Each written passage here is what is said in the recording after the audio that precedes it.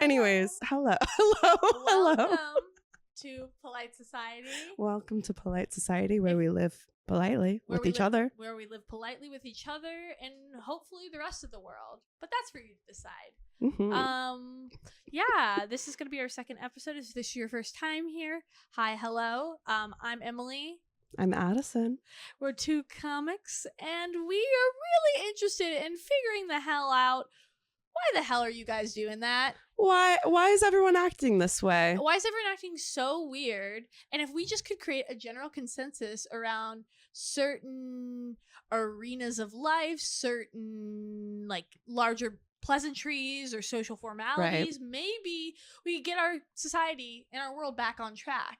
And we're not saying we have all the answers, although we are two empathic anthropologists, I'll say. However, with extensive liberal arts background, so you know the words are going to be prescient. Oh, you know how on the back of every film, I love when they say this on every film review. They go, now more than ever. Yes. Yeah, a timely and apt piece. Yes, we're two of the most timely and apt girls you'll ever meet. This is timely and dare I say apt. And dare I say apt. But we don't have all the answers. However, we want to uncover the answers through dialogue, which is, dare I say, the entire point of having a society at all, even. Booyah. Booyah. We're going to go booyah counter on this Booyah thing. Counter. I told Emily that I wanted her to start saying booyah. Well, because the two genders. The two booyah genders. Versus boom. And if you tuned in last week, boom had its moment with me. But I'm kind of over it now. Booyah just feels more you. Do you feel... Well, it's because you think of me. Addison said this to me. She sees me as the kind of spunky but like kind of quirky girl, like sweet girl in the movie. Yeah. Who once they play like a team sport immediately taps into this animalistic primal nature where I'm like trying to like belly bump a bunch of the other girls and I'm like, booyah! Exactly. Like if this was a cartoon, you'd be like the cutesy girl and then there'd be an episode where like the girls would have to like be on the football team to save the day for some reason. And you'd be like, I don't know if I can step up. And everyone would be like, Emily, come on. You're the tiniest one. We need you. And then you get so into it, you bite another player's leg. Like that sort of thing. I literally did that to you the other day. We were watching Drag the Musical. And during the middle of it, I was just, I was slack-jawed. I was so in the moment with the arts and what I was seeing on that stage. Alaska Thunderfuck's 5,000. 5,000s. I don't know if she dropped that though. I feel like in recent years she may have dropped it. Well, her Instagram handle still has it. Okay. Well, we'll go with what the texts say. Right. Alaska Thunderfuck 5,000. She was just being what she was in the spectacle just overwhelmed me so much. I don't know. I made a silly joke and then Addison made a sly comment and I don't even know what I barked back. I just bit her on the arm in the middle of the like I just went I just really got in there and she's like and I was like, oh no. I was nervous. But I have to say, I don't think this is the first time you've done that to me in similar context. Oh, I love biting people. It's very sweet. And here's the thing about pleasantries and social formalities. They matter so little when you're good of spirit. And honestly, like if I can get away with biting the people I love and that's less socially corrupt. Sorry, my cat is trying to eat the damn wires. Very rude. Very rude. Well, Addison, hey, what today is going to be the topic of the episode? Well, there's something so exciting going on. I believe tomorrow. I'm kidding. I know it's tomorrow. And that is my co-host Emily's birthday.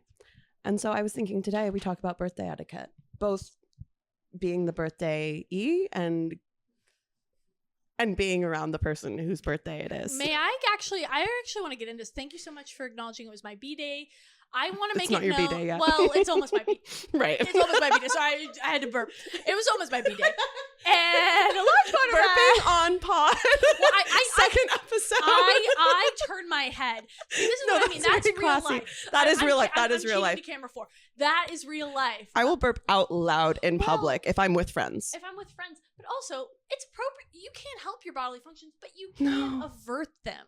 Exactly. That was actually a really great lesson in pleasantries and social formalities. Like, it's okay to be to do what you need to do as a human, but just avert it. It's okay to do what you need to do as a human, but just avert it. Avert it when I love that. It I love evokes something that could harm others. Anyways, right. Well, I had somebody told me this the other day. Okay, I'm sorry. I have to pivot to this really quickly. Mm-hmm. My coworker, I did fart, and I was worried about the smell, and I said, "You're not going to want to be here for this." And I didn't say what it was. And then she was like, "Wait, what?" And then she thought I was with like a creepy customer. So she left. And then she came out. She's like, "Are you okay?" And I was like, "No, I just farted. I don't want you to smell it." She was like, "That was the most polite way to announce that you were farting. You're not going to want to be for this. You should leave." It's great. Yeah. I think you should leave. Fart edition. I think you should leave fart edition. Include women in the sequel. I'm so sorry. Please take over. Okay. Well, you wanted to talk about how your birthday's tomorrow. Oh, my birthday is tomorrow. I have to say this. So many thoughts. I really think I'm so pro-partiful. Like, I am a really pro-partiful person. You are. And I think that's divisive in our day and age. I think some people see it as you don't have to work to... I think almost like it takes away this falsified sense that you're doing the work to find out about like different things that are and activities and happenings in your area. Oh, so annoying. And it's related to subculture, and I think subconsciously that's why, like, even when it's just like a birthday party or something normal, we're still inclined to be like, yeah, baby out with the bathwater. I legitimately think Partyful is reviving subculture. I really do. It's really important, and I think it actually forces us to go out because of our FOMO. Like, that's a really brilliant concept. Yeah. Like, we have to understand on a marketing and like sociological level, the idea that you weaponizing other people's FOMO to go out and actually see the people that they know in real life. Like, that's cool as fuck. And the ability to like know who's going, but and putting it behind a barrier. So you have to RSVP before you're allowed to know who's going. Wait, but okay, I have to tell you. I have to tell you this. This is my big pet peeve with Partifuls that I've now realized. I think some people, and it's actually because I used to do this, but now having hosted enough events on Partiful, right, I would not respond accurately or not respond at all if I did not know I was going, because I didn't want to hit them with the maybe. I am now of the camp to just hit them with the maybe. Oh, but I think the social rule as follows. If you can tell that Partiful link just hit the ground, you're number 2 to RSVP, maybe wait on your maybe. You know what I mean? Maybe I agree. Because that makes it look bad, like nobody even has ground floor interest. But, like, don't be afraid of the maybe after you got a few other RSVPs. I agree. Like, it's important. It's important. It's useful information, frankly. There is nothing like being a first draft pick for a birthday party full. Yeah. I can and I felt so bad though. And this is actually my worst fear is I was inviting people like over Instagram that I totally forgot I didn't invite. But I was like, I hope they don't feel like, I guess they are technically second draft, but it's not because I actually like you any less. You just did not come up on the recommended feed. And my biggest fear was like, how do I word this in a way that does not make it seem like, oh, I got a head count on my party. Now you can come. Like, it's definitely not that. I just really, I don't know. Well, Addison, what do you think the biggest issue is planning party going today? Plaguing party going. No, I got it. You got it. I got tongue twister. That's plaguing party planning. Well, that is such a tongue twister, I gotta say. Well, for starters, you need unique, wait, fuck. She sells seashells. Okay. What is the biggest issue plaguing party going? I mean, birthday parties are tough. Birthday parties are tough because, well, here's where I feel like a situation.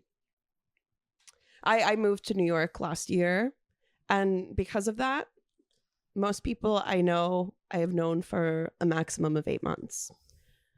That you can do with that information what you wish. You can make a family in that time. You can make an acquaintance in that time. It really depends. And I have often, since moving here, found myself in the position of being a +1 to birthday parties. Oh, I really want to hear about this. And it's genuinely. one way I've approached it before is getting there, and I go up to the birthday person with my friend. The birthday person. The birthday person, non-gendered. Anyone can have a birthday. And literally, but no, I just liked how completely apt it really was. Like, literally anyone can have a birthday, and it could be you. Firefighter, male person, or firefighter, male carrier, birthday person. Birthday person. Those are the three pillars of society. Yeah. But it almost puts you in a position of like when you go up to the birthday person, it's almost an apology. Like what I said was, I hope it's okay that I crashed. I didn't crash. I was a plus one. I would have done a million things differently looking at it now. I would have done a million things. But also, then it gave her the opportunity to go like, no, I'm so happy you're here. Thank you for coming. That's such a minute social faux pas to the point where it's like, now the ball's in your court, chica. What are you going to say back to me? Like, there are certain ways that we test, I think subconsciously test other people's allegiances. True. Social formalities and social pleasantries, and the most like the slightest way, just sort of do something a little uncouth, or not uncouth. I don't even think that's uncouth, but it forces somebody to have to either meet you where you're at or redirect the conversation. And I think that's where the real gameplay enters the chat. Yeah. Real gameplay. Yeah. Can I ask you this? Yes. What do you think the worst thing that somebody could, like, what is the worst, whether it be plus one or party goer patron behavior that you could engage with at the expense of the birthday person? Let me sit with this. Because I have actually a lot of examples of this. She's pensive.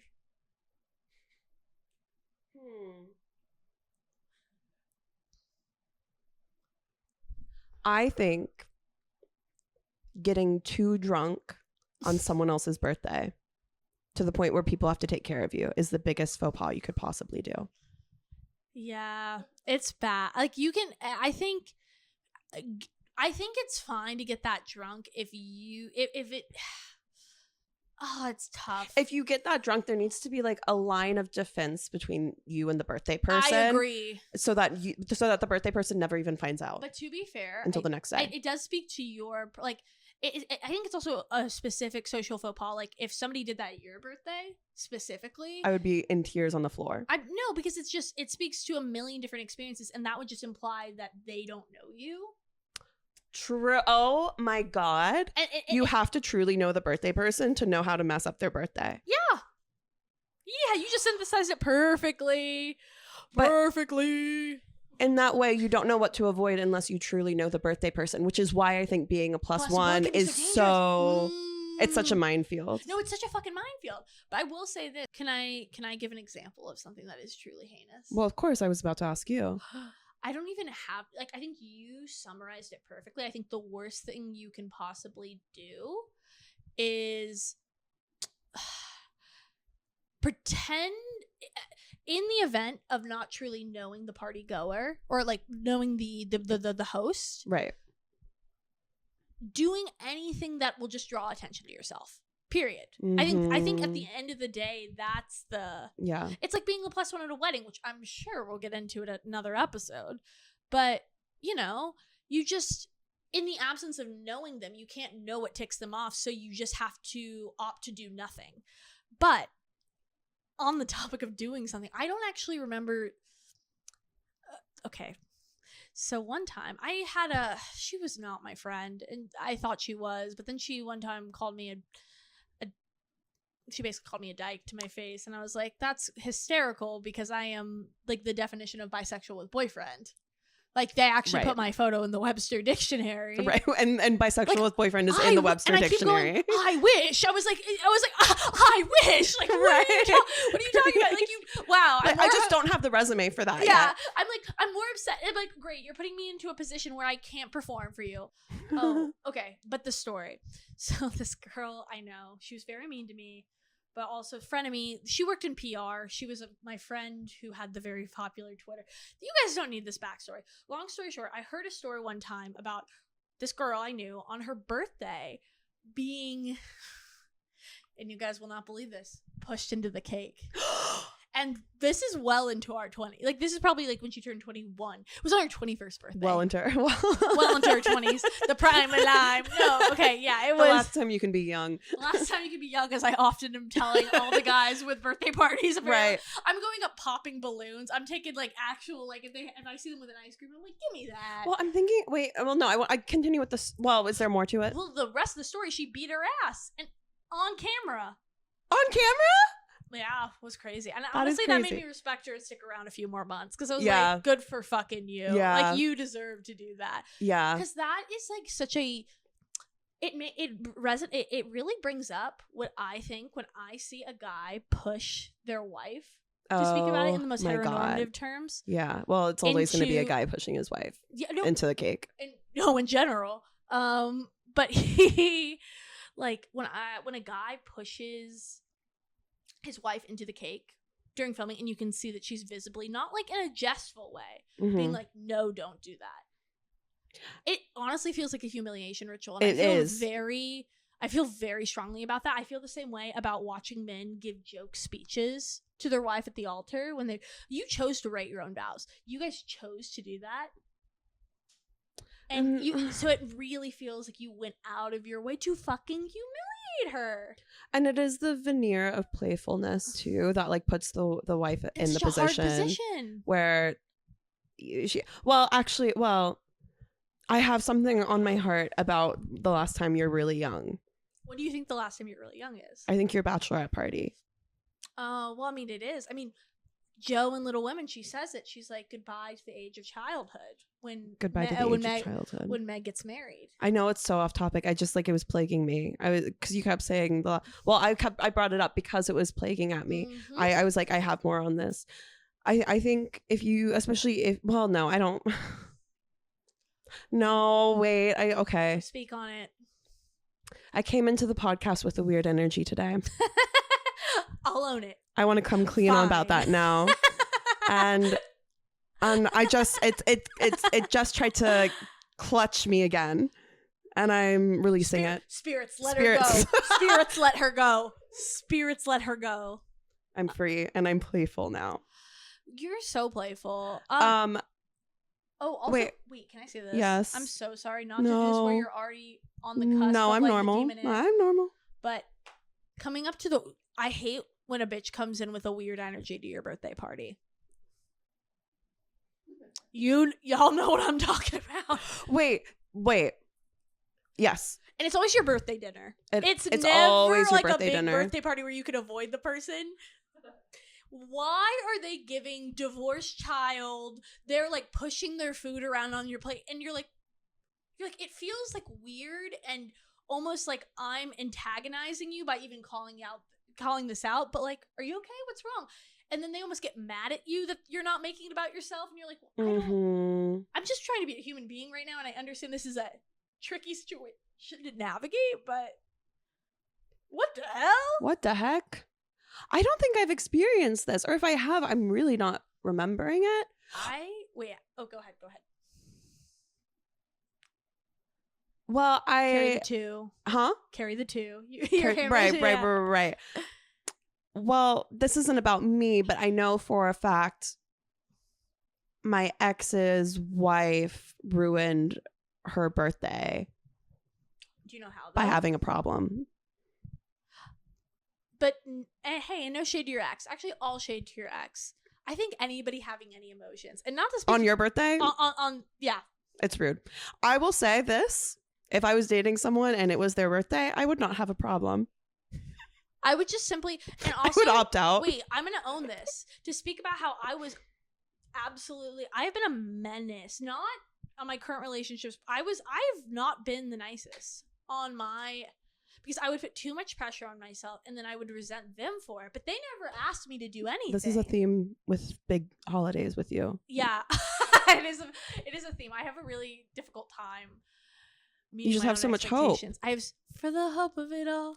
Cancel plans just in case he calls. Say meet me behind the mall. Yeah, and I can sit with that. Can you? Yeah, but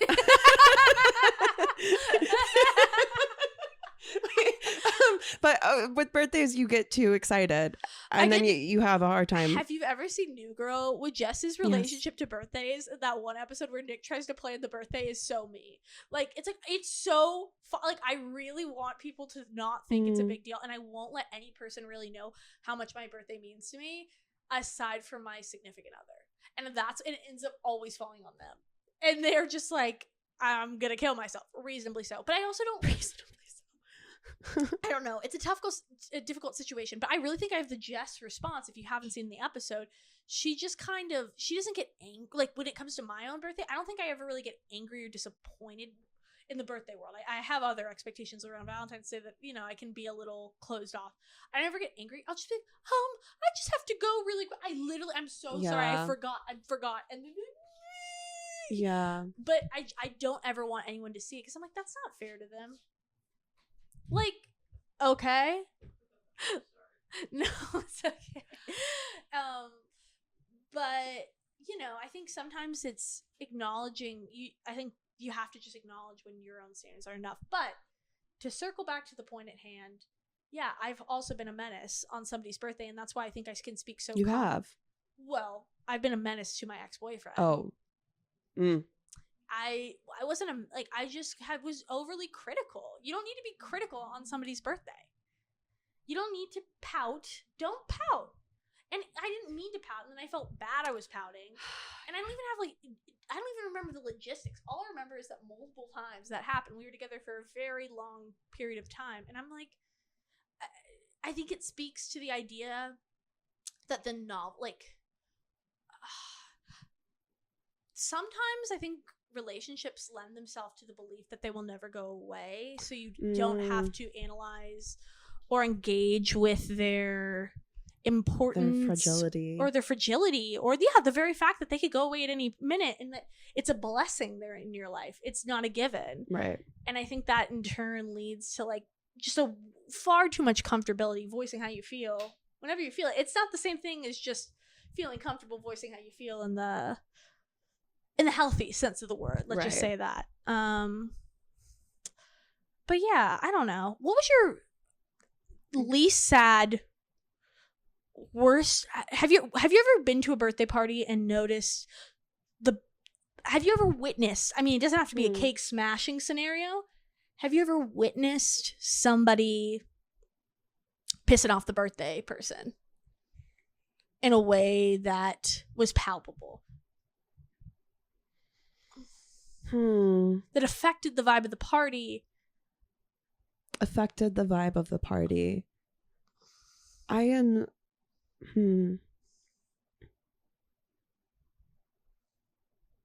The further we get into this episode, the more I'm like, have I been to a birthday party? I know you have. I know I have. Addison is so birthday party coded. Oh, I'm she's at every birthday party. She's in the same way some people are bridesmaid coded. Addison 1 will be everyone's bridesmaid, but you'll also be going to everyone's birthday party. Well, actually, I completely forgot about this, but 2020, and this does not answer your question, by the way. But in 2022, I believe 2021 or 2022, it was the first summer where it felt okay to go outside during COVID. And depending on what you think of that situation, it was 2021 or 2022, and that does change the facts of the case. Whatever makes you think higher of me, it was that summer. And I because we had missed so many holidays, I was like, I have the perfect birthday party theme. One thing about me, I will have the perfect birthday party theme. I made everybody dress up as their favorite holiday for my birthday party. Oh, that's really good. And I dressed up as birthday because birthday was my favorite holiday, and it was my birthday. That's so fucking funny, Addison. I want to do it again. What? Okay, well, I want to tell you what Wait. Also, what was and name them. Who had the worst holiday they dressed up as? Oh, somebody was 420. Actually, no, they should die. And was it your ex? Be honest. I think so. It was absolutely your ex. Wait, can I tell you about... It absolutely was. Can I tell you about Addison's type? No! Can I tell you... you guys want to hear a little thing about Addison's type? Addison's type is somehow, deplorable in a way that you... let's put it out here. Addison likes people who go by their last name. Only their last name. What? Situation showing up to Thank you birthday so parties. much. Oh my god, wait, God, I actually just recently went to a situationship's birthday party and someone did ruin the vibe. Okay. Sorry for yelling. No. Okay. So viewers at home, if you didn't hear that, our beautiful producer, Alex, just mentioned. Who's a genius. Who's a genius, asked about our opinion on situationships attending unprovoked birthday parties. Well, maybe. Invited? Brought a gift is far too much. Far too much. I think only bring a gift if you're truly like best friends. Or it's like kind of a gag gift. I think the only times that are appropriate to bring a gift are when you're like, don't bring a gift to a birthday party. Just start delivering tiny gifts to people randomly that you're just meeting. I love doing that like a little crow. Like, I love being like, oh, I thought of you. Here's a book. Yes. I don't know. I'm very bad about formal moments of giving gifts, but I'm a person that will very much like sporadically just kind of drop something for you. Same. Situation. Do you have opinions on this? Because I could talk. I have a really big stance that I've articulated to you many times. Sometimes when you are a party's host, I think a birthday party is a moment that evokes very fragile ego. Yes. Like, that is it. You're experiencing ego death when you're having a birthday party. Oh my God, yeah. And furthermore, you will never feel as bad as you do when you're hosting your own birthday party. Totally. But when you're hosting another party, you're like top of the world. Everything's coming up Millhouse. You have a clipboard. You're commanding that damn room. You're going, does everyone have a drink? Yeah.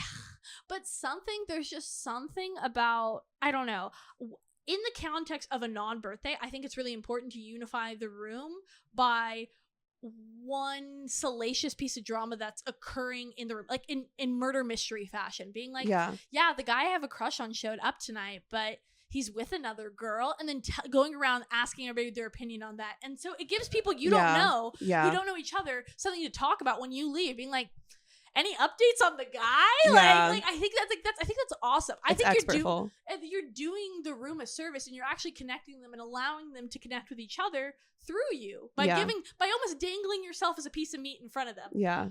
But a birthday party, that's just a really dark time. Situationship at a birthday party, I think it has to be so clear cut and you both know exactly what's going on. But I think that is sort of exactly against the definition of situationship. I think if you are a situationship going to someone's birthday party, you're taking it too seriously. And if you're a situationship not going to somebody's birthday party, you also might be taking it too seriously. You might be taking it too seriously, or you're committing one of the cruelest acts by not going. Because also, like, the birthday person, this is actually like a real Sophie's choice. Do you invite your situationship? Can I say this? I'm so in the camp of inviting your situationship. But what if they don't show up? If it's a maybe and they don't show up, I would kill myself. How big is the birthday party? How big is the birthday party? I think you're on the. I think under 40. What do you define as okay? I think it just depends on the situationship. Exactly. Every situation is different, and therefore every situationship is different. If it is the classic situation where they just don't like you that much, and it's a very like Joan Baez, Bob Dylan. It ain't me, babe. No. Thank you for saying Joan Baez first. Well, include women in the sequel. Work. Work. Happy International Women's Day, everybody. Happy International Women's Day. That's when we are filming. Stream Hamilton or what? The Schuyler sister. I lost my voice. You're so Eliza. No.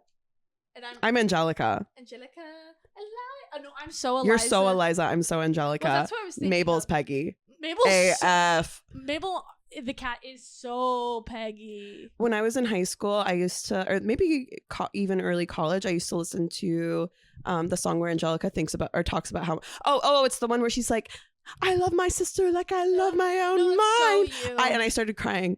I would listen to that while I went to bed and I would tear up. I would imagine saying that to someone who hurt my little sisters and I would start actually crying. But when I fantasize at night, it's Alexander's eyes. As I romanticize what might have been if he had inside. Staying up so quick. I don't know. I know, I'm trying to remember the lyrics. You're doing everything right. Eliza's in my life. I think it either has to be early enough along. Right.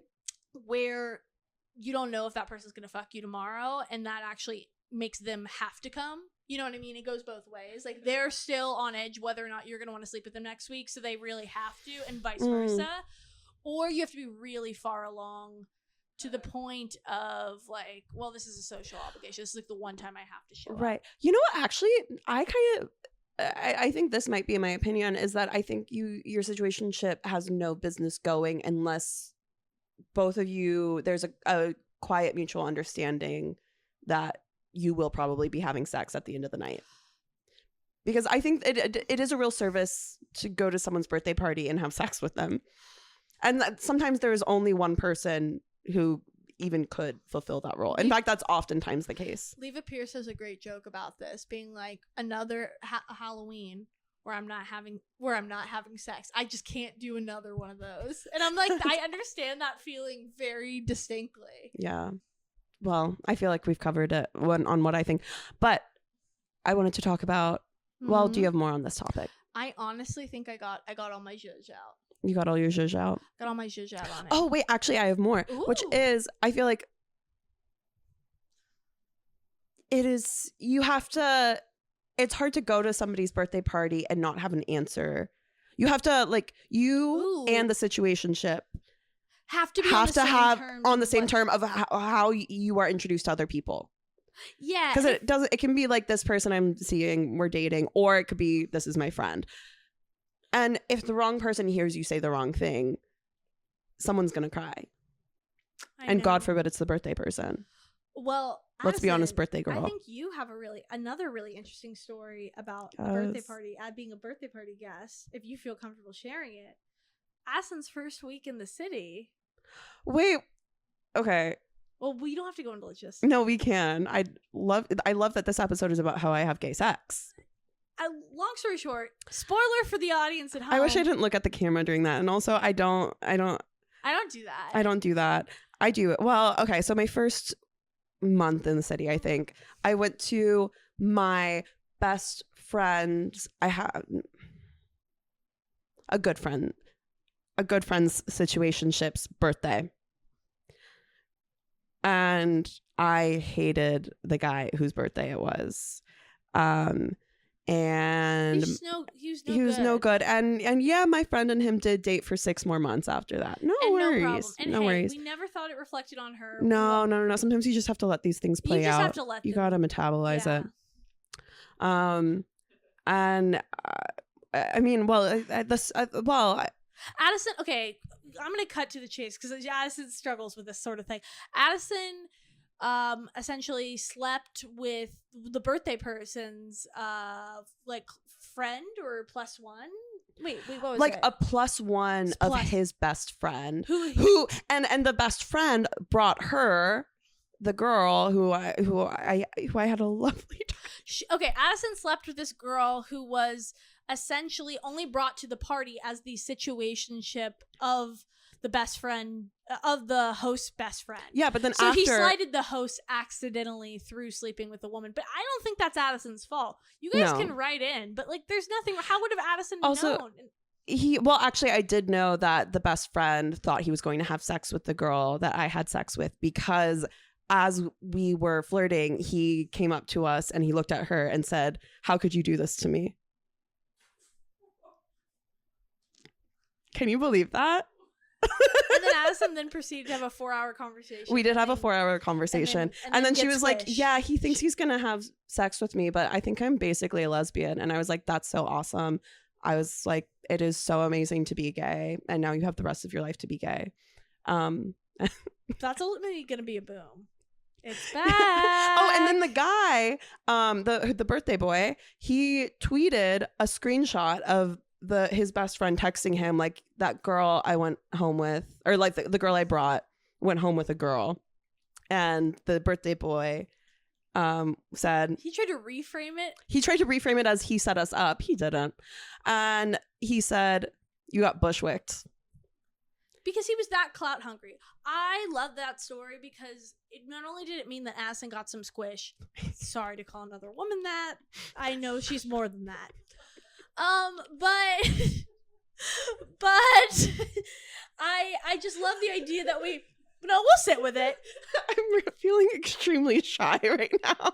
But that she like really spoke. She really dunked on male entitlement. I really did dunk. I could not believe. Also, I feel like your best friend's birthday party, especially if it's like a house party or at a bar, it is such a reason. It's such an opportunity to bring someone you want to have sex with. It's also like, okay, like I don't like the idea of men conniving to get one of them laid. I know. Like that's what women are supposed to bond over. Men aren't supposed to do that. You don't get the home court advantage like that. No. You guys don't talk about anything. You barely talk to each other. And the one thing you do finally learn how to talk about is how to get women. Like I'm like, sorry, you can do that once you learn how to just use I statements. You know what I mean? You can do that once we kind of introduce DBT language. You know, I'm over it. I think guys kind of think that, like, especially this type of guy, like they sort of believe that, like, their scheme is to hang around a woman long enough that one day she'll turn around and be like, okay, I'm ready to have sex with you. That was his scheme. I hate when guys do that. That's a very specific. It's worse than actually like being a pickup artist, I feel. I agree. It's I don't know. It's incredibly conniving. Don't worry. He got vengeance. I got vengeance against him. Yeah. All as well. We're not in a place to really elaborate on that right now. I don't think it'd be proper to. It wouldn't be proper. And honestly, tact, as Fiona Apple notes, is the most imperative thing that one can employ to maintaining an air of mystery. I implore you to employ tact. Tact. I think that's actually the word of the day when it comes to tact. Tact. Yeah. If you're a birthday party guest, +1, any sort of patron of somebody's hosted event, employ tact because you don't know them, or maybe you do. Either way, and just don't do what you wouldn't want done to you. Right. And if you don't know them, just stay neutral. Just stay neutral. People so rarely show up neutral. I'm thinking about, I did have a memory come to me of a time someone really upset me on my birthday, and I was having a pool party and I had my dog, and somebody brought not just one of her dogs, 2 of her dogs that she shared with her partner, boyfriend, obviously. She brought 2 of the biggest dogs you've ever seen to my birthday party, knowing I would have my dog. And my dog doesn't like other dogs. And then it became a thing that I had to manage because it was ultimately my family home. And yes, my family home has a pool. There's just too much there to really get into right now. Mm-hmm. And that was really stressful. I think, like, honestly, like, really thinking about it, I think hosting a birthday party, I cannot emphasize this enough. It is one of the most stressful things you can experience, especially if you are a middle-class white woman. And I think that's the hardest thing in our lives. And I think anything you can do as a guest to mitigate that, or even just, I'm not there. Even just being nothing. Be nothing but a delight. Be nothing but a delight. Be a meringue that melts in your mouth. I just hate when somebody's a +1 and their main MO of the evening is to be memorable. Do you know what I mean? The idea of the talked about stranger. It's like you would never do that at any other social function. Why the hell do you feel it appropriate now? That's fucking crazy. It's crazy. That's crazy. What about the situation? Just because there are a lot of people, like, that's still fucking crazy. Yeah. So yeah, I think tact doesn't feel like the correct word to me, but what's coming to mind for you?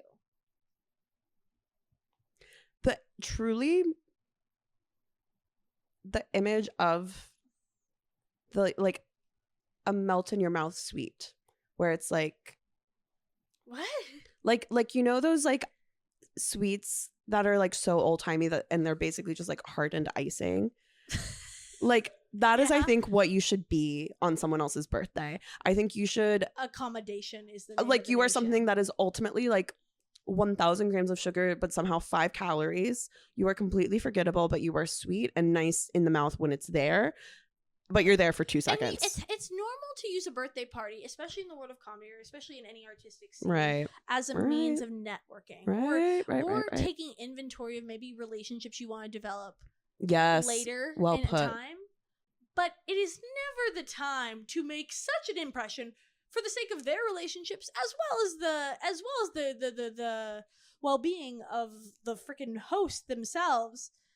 That will last a lifetime. Like, you have all this time. The best thing that you can do is simply just take inventory of people. Like, that's enough. That should be enough. That should satiate the desire to, I don't know, connect with others. I don't know. I agree. And say happy birthday with a real sincerity. And oh my gosh, wait, I do have something else on this topic. I think if you know the host, always say happy birthday. Always. The second you get there, by the way. The second you get there.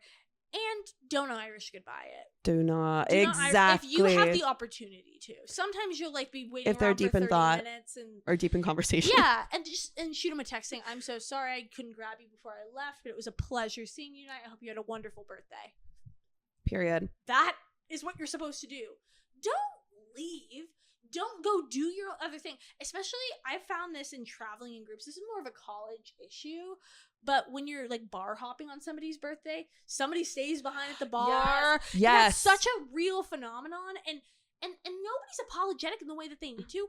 Also, I feel as if it's very difficult. The reason why I think this figuring out the politics of birthday are so important really comes down to the fact that it's so difficult to kind of, I think it's very difficult to broach after a birthday. Being like, hey, you were weird on my birthday. Yeah. It's so hard to recover from, I guess. It's so hard to recover from being weird on your birthday if you actually affected the host. Because the host can't bring that up. The host can't bring it up. Because they sound diva. It makes them uncomfortable, and it makes them sound diva, so they won't say anything, and they will just start slowly kind of drifting. Right. But it's actually a huge deal for someone to be weird on your birthday. It is. It's bad. And the problem is that you will never see the person who's transmitted or enacted the harm. Yeah. Really owning up to it. And that's also the big problem. What time? But How long? Sorry. A minute. An hour. Slay. A minute, an hour. I think, oh no. Where'd it go? Well, what's the worst thing a host could do? I think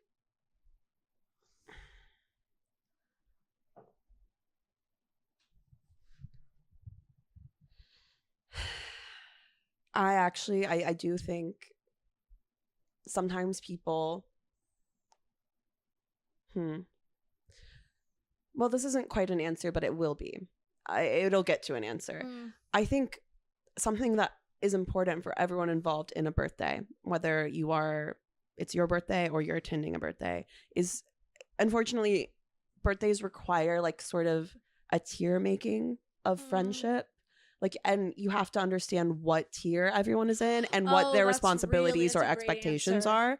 And that's a great answer, Adison. I think because there are tiers of what is expected of you based on how close you are. Exactly. It does become much easier when you are farther away. But because all you have to do is just show up. Be pleasant. Yeah, pleasant, show up, say hi and bye.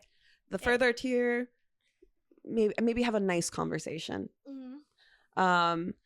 Or delight. So do something to surprise and delight them, but not a gift. Buying them a drink. It could be buying them a drink. It could be saying, "I'd really like to get you lunch another day when things die down." Yep. Booyah. But then there's a closer tier, of course, where you're good friends, and usually that responsibility means you take on some of the hosting responsibilities. You basically wait at the throne of the king. Right. You have your little plate on this hand, and then you have your white towel grapes, over. Yes, grapes, my lord. It's very good, sir. Another joke, please. Very good, sir. Another. That's how I felt listening to that. Like you scrambling internally, being like, wait, I have it. I was like, wait, I want to play.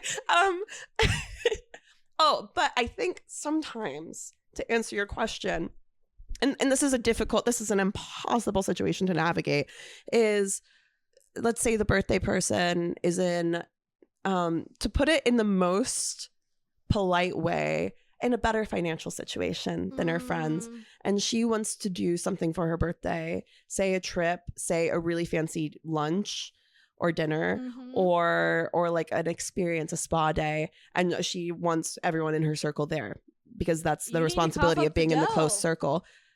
But what if one of those people just lost her job? No, I'm saying the host should.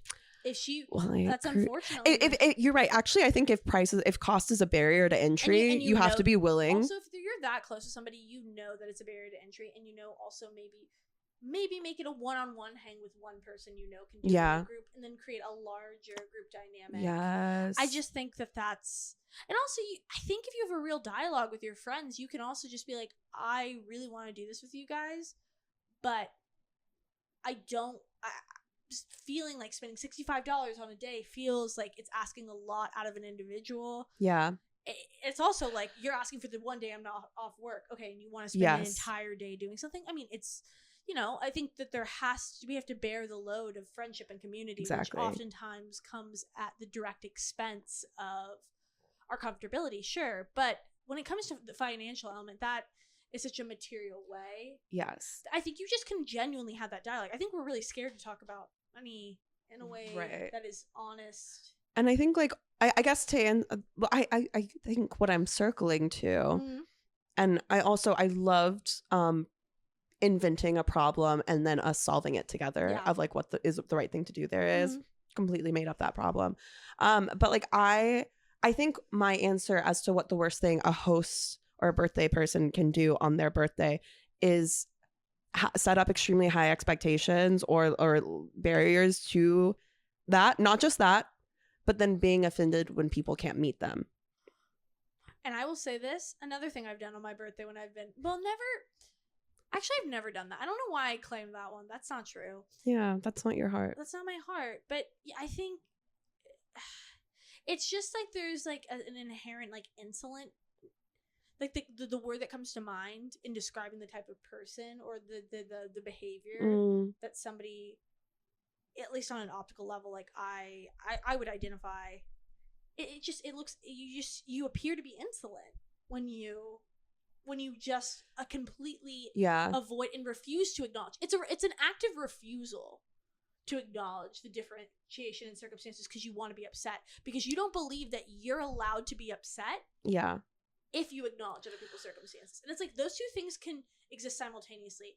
How you feel can be inherently neutral so long as you're not putting it on anyone else. Yes. I also like, because you can feel disappointed. That's fine. That's fine. No. Go ahead.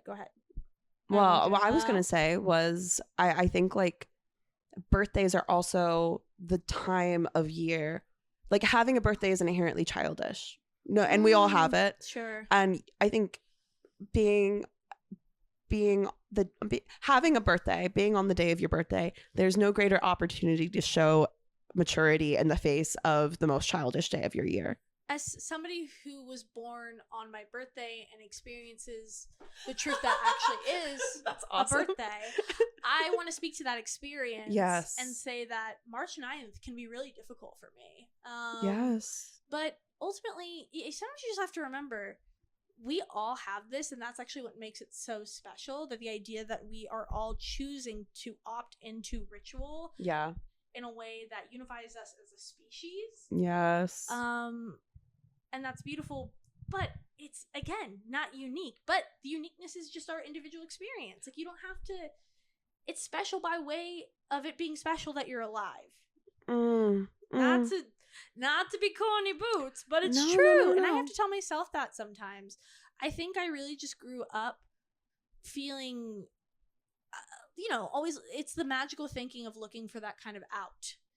That the idea that one day is going to be a complete, a complete new you relief. Taking over. Yeah, just a complete relief. Like, it's the Cinderella idea that like, like you think you're grounded in like logic or realism because you're like, of course this can't last forever. But the magical thinking is it can exist perfectly, but just for one day. Like, you have limits in there are rules within even the universe of thinking that you're existing in. It's like, yes, things can't always be one way, but they can be one way for a limited amount of time. Right.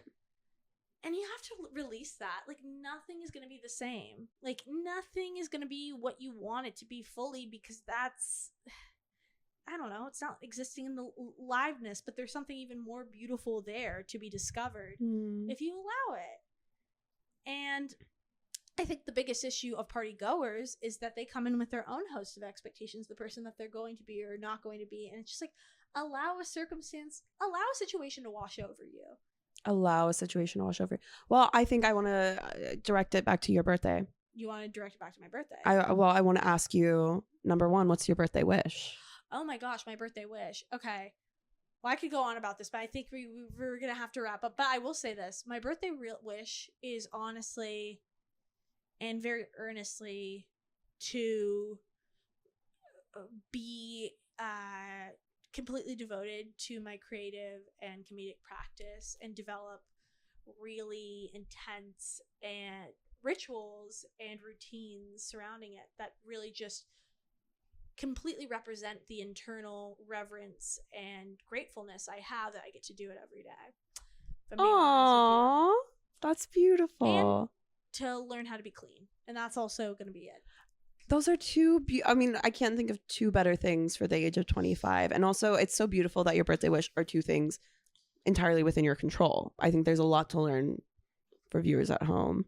And what is the rudest thing someone can do at your birthday party? The rudest thing that somebody could do at my birthday party, honestly, be funnier than me in front of me. It's not going to happen. You can make me laugh. You can make everyone else laugh, but I have to be so in on it that it's like I selfishly think, oh, it was for me. Like, they did that for me. Like, everyone is like the little monkey with the symbols for you. Yeah. That's the rudest thing you could do. That really is a good one. Addison, what would you say if we had to create one theme, one or rule, one takeaway, how we would improve the larger conditions regarding birthday party and birthday party etiquette, what would you say? Birthday party etiquette. I think I don't want to be too simplistic, but I mean, I think know your place and say hello and goodbye. No, that's not. Know your place, operate with grace. Grace was our word of the week last week. You have to go into marketing. You have a gift. You're Mad Men. Oh my God, I would love to see you on Mad Men. Yeah. But I want to be Don Draper. Like, well, I don't think obviously. I would not be the secretary. I would be, even though Peggy ate down. Peggy ate down. There's something so captivating about the sentence Peggy ate down. Peggy ate down. It sounds like a riddle. Like 7, 8, 9. Sorry. Well, that being said. Wait. Know your place. Operate with grace. And save face. And safe. I think it was perfect as it was. You're like, okay. We could rhyme forever. Yeah. You and I, two girls. We met in diaping class. Okay. That's so true. That's so true. God, I'm losing steam. But okay. I'm so excited for my birthday party I'm night. I wish so you excited. all could be here, viewers. Yes. The time will have passed since this episode will be uploaded. But I hope you guys have a wonderful evening, and we'll be back next week with a whole new episode. Anything else you want to add, Abby? You're all invited to my birthday. Reserve the weekend of July 10th, unless I do a different weekend. The B-52s will be performing there. We did have awesome. We had to call them in saying it was a little girl make a wish for her bat mitzvah. And ultimately I'm really scared of what they're gonna say when we show up, and it's gonna be a beautiful, virile 27-year-old girl. But we'll get to it when we get to it. And ultimately anyone can make a wish. I know I sure have. And it became this podcast. Aw. I know. Well, goodbye. Bye. That was crazy.